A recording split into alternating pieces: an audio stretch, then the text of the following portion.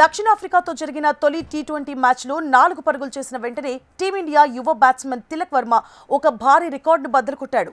ఒక విషయంలో అతను మిగతా భారత బ్యాట్స్మన్ అందరినీ అధిగమించాడు. అలాగే ఒక భారీ రికార్డును సృష్టించాడు. దక్షిణాఫ్రికాతో జరుగుతోన్న 5 మ్యాచ్ల టీ20 సిరీస్లోని మొదటి మ్యాచ్ అతనికి ప్రత్యేకమైనది. గతంలో ఏ ఇతర భారతీయ ఆటగాడు సాధించని ఘనతను అతను సాధించాడు.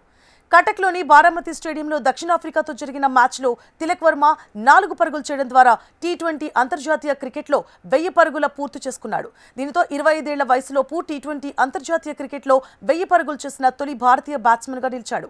తిలక్ వర్మ కేవలం 23 సంవత్సరాల 31 రోజుల వయసులో ఈ ఘనత సాధించాడు. ఈ ఘనత సాధించడానికి 34 ఇన్నింగ్స్ తీసుకున్నాడు తిలక్ వర్మ. ఇక తిలక్ కంటే ముందు 25 సంవత్సరాల 65 రోజుల వయసులో 1000 పరుగుల టీ20 పరుగులు చేసిన అతి పిన్న వయస్కుడైన భారతీయుడు అభిషేక్ శర్మ. తిలక్ వర్మ టీ20లలో 1000 పరుగులు చేసిన 13వ భారతీయ క్రికెటర్ కూడా అయ్యాడు. తిలక్ వర్మ అత్యంత వేగంగా 1000 పరుగులు సాధించిన 5వ భారత బ్యాట్స్మన్గా కూడా నిలిచాడు. ఇక విరాట్ కోహ్లీ 27 ఇన్నింగ్స్లలో ఈ మైలురాయిని చేరుకుని ఈ జాబితాలో అగ్రస్థానంలో ఉన్నాడు.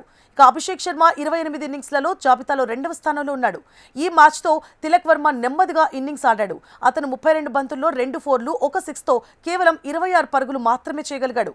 అతను ఈ 6ను నేరుగా గ్రౌండ్ వెలుపల కొట్టాడు.